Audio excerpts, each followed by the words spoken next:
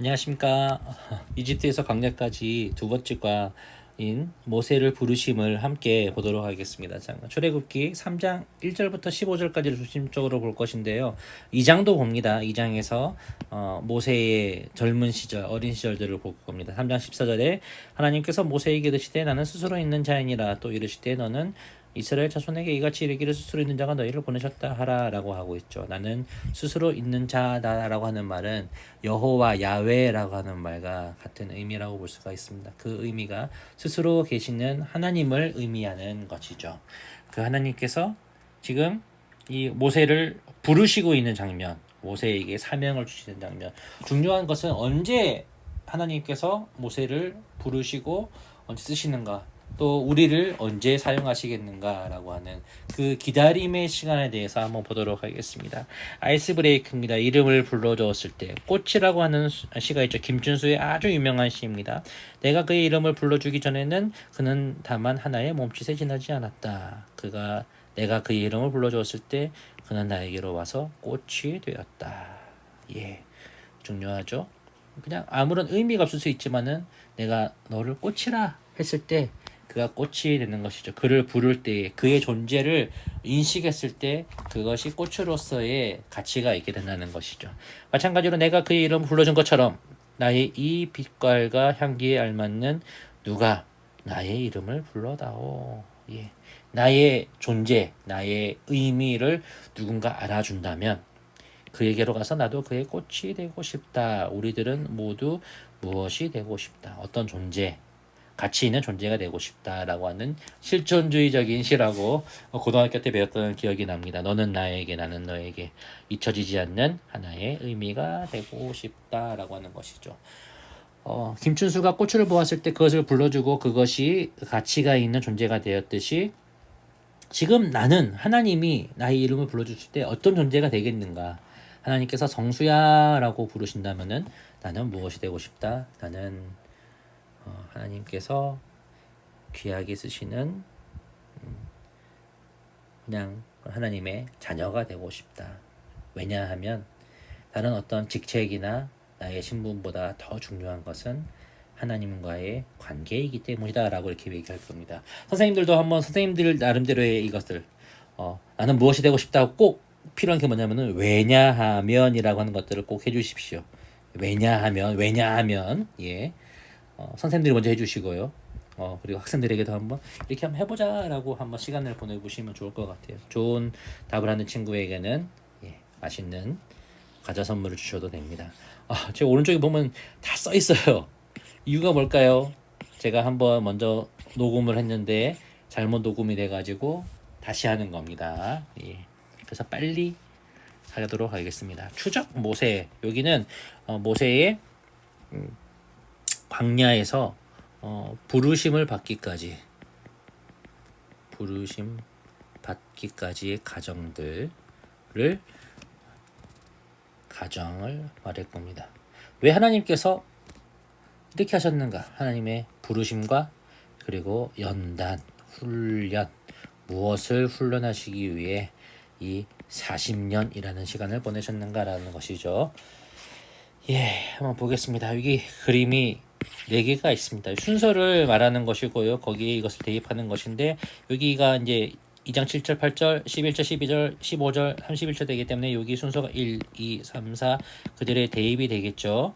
예, 한번 쫙 보시고요. 그림을 설명해 보도록 하겠습니다. 첫 번째 그림, 광궁을 떠나 광야로 나오니 춥고 배고프고 정말 살기 힘들군.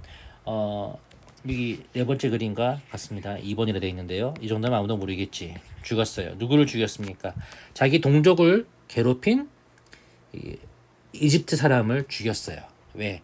40살이 된 모세가 이제 자기의 정체성을 알고 내가 비록 왕궁에 있지만은 나는 히브리 사람이야. 나의 민족을 구원해야 된다. 저 노예 생활로부터 하던 차에 이집트 사람이 자기 동족인 히브리 사람을 쳐서 해코지 하니까는 그를 구원하기 위해서 쳐 죽인 거예요. 근데 그것이 잘로가내서 결국은 이 광야로까지 나오게 된 것이죠. 미디안 광야로까지 나오게 되고 애굽의 바로가 모세를 잡아라라고 하는 추격을 벗어나서 여기까지 오게 된 것입니다. 순서로 따지자면은 여기서부터 일로 가게 되겠죠. 자, 이 두 번째 그림을 보도록 하겠습니다. 4번이라고 되어 있습니다. 예, 네 번째 그림 마지막에 맞습니다. 뭘로 추론할 수 있을까요? 여러 가지가 있겠지만은 모세가 늙었어요. 그렇죠?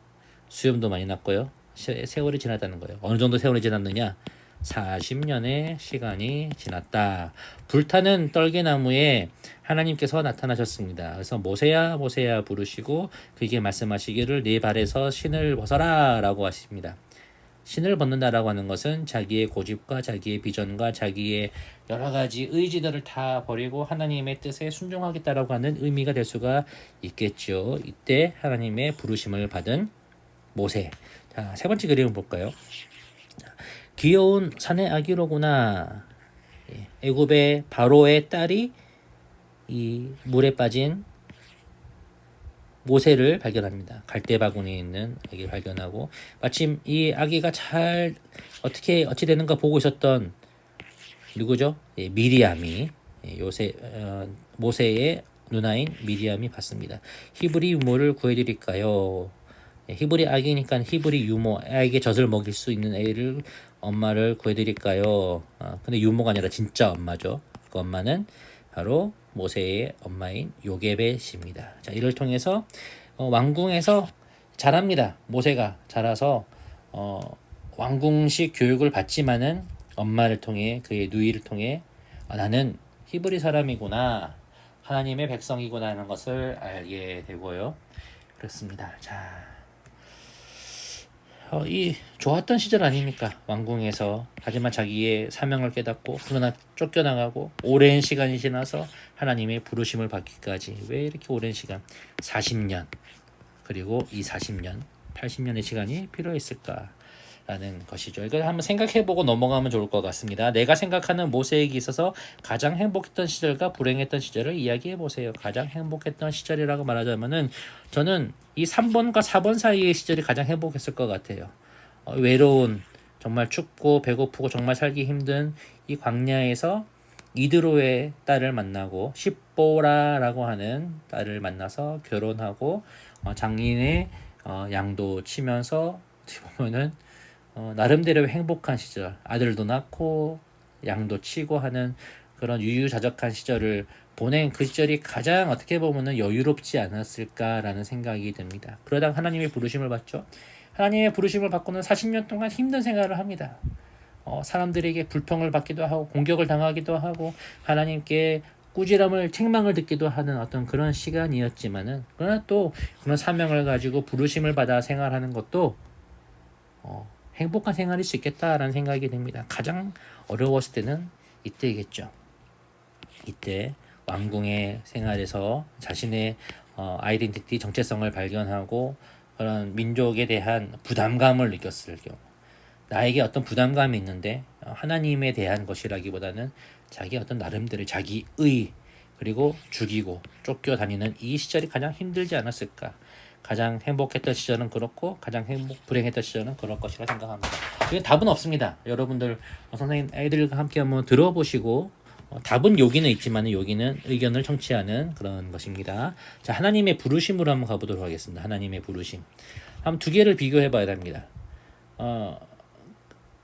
모세는 40살 청년 때 자기가 하나님의 부르심을 받았다라고 생각했겠죠. 그것이 자기의 열심과 자기의 의지를 됐겠지만은 80세 노인이 돼서야 비로소 떨기나무에 임하신 여호와 하나님을 만나고 그의 부르심을 받고 민족을 구하러 가게 됩니다. 그러나 그때 그에게는 이때만큼의 의지가 없고 내가 왜 가야 합니까? 내가 못 갑니다라고 주저했던 것을 볼 수 있지만은 그런 주저하고 있는 모세를 하나님께서는 부르십니다. 자, 청년 모세가 가지고 있는 것은 무엇입니까? 그에게는 열정, 지위, 지식, 배경들이 있습니다. 열정이 있죠.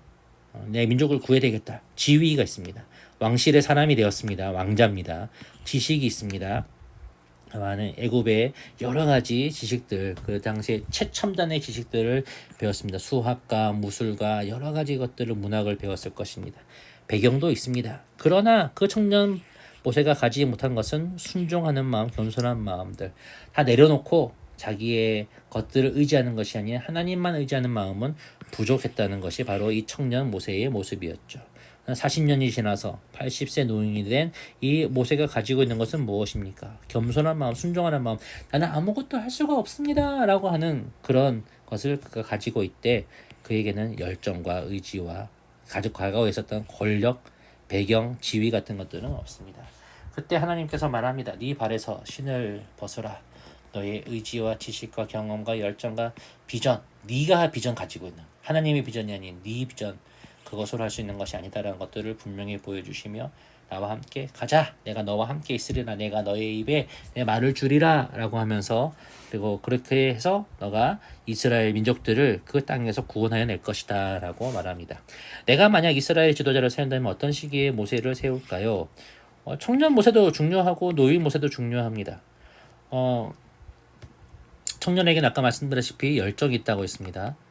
그리고 노인 모세에게는 무엇이 있다? 겸손함과 순종하는 마음이 있다라고 봅니다.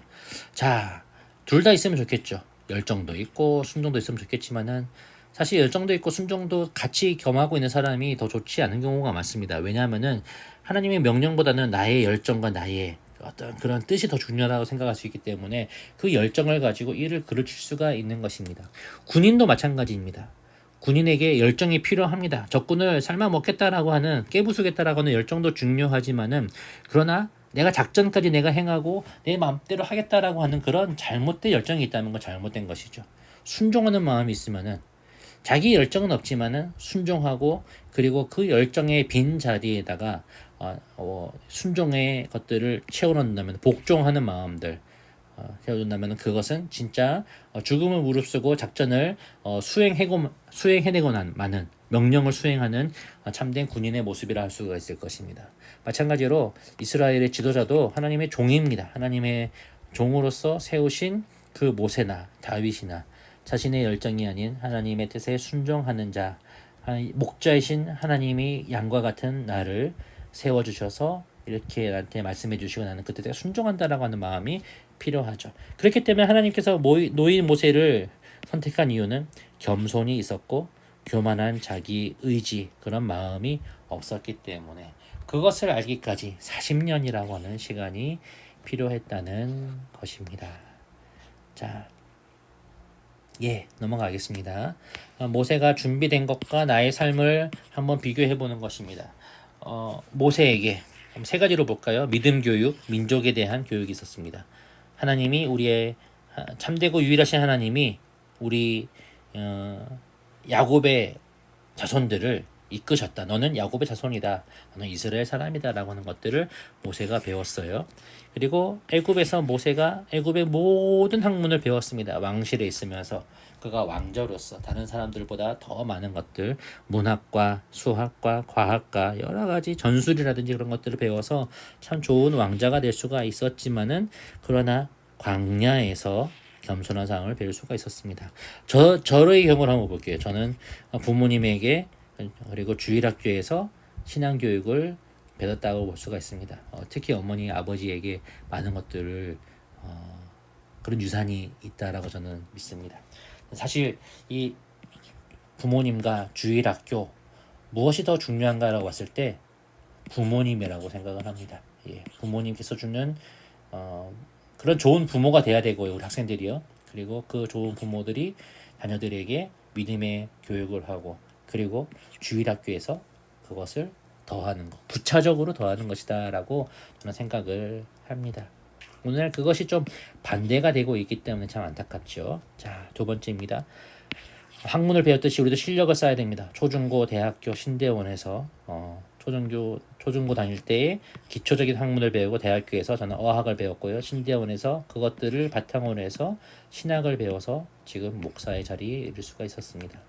그러나 저에게는 마찬가지로 광야에서 겸손한 삶을 이 모세가 배웠던 것처럼 저의 삶 속에 있었던 여러 가지 방황들, 갈팡질팡하는 것들, 대학교를 졸업하지 못하고 오랜 생활 지냈던 것들도 저에게는 참 겸손함과 낮아짐을 경험할 수 있는 그리고 어려운 사람들을 살펴볼 수 있는 그런 마음이었다고 생각합니다. 그런 시간이었다. 부교육자로서 지금 있는 저의 시간들도 겸손함을 배우고 순종함을 배울 수 있는 시간이라고 생각합니다. 선생님들은 어떠십니까? 우리 학생들은 어떠신지 함께 이것을 나눠보고요. 그리고 10년 후에 나의 모습이 어떻게 될 것인가 그런 계획들도 한번 좋게 될 수도 있겠죠. 좋게 돼도 좋습니다. 예, 하나님께서 그 시간을 통해서 이런 믿음에 대해서, 실력에 대해서, 나의 커리어를 쌓아나갈 수 있는 시간이지만은, 잘못된다 하더라도, 그 시간이 어렵다 하더라도, 그 어려움을 계속 그 어려움 속에 내버려 두시는 것이 아닌 그 시간을 통과해서 우리를 겸손한 하나님의 일꾼으로 삼으시고자 하는 바다라고 하는 것들을 나눠보시면 좋을 것 같습니다. 이제 여기까지 하시고요. 그런 이 40년의 시간, 하나님께서 겸손한 모세를 부르셨다라고 하는 그 결론으로 나아갈 수 있기를 바랍니다. 감사합니다.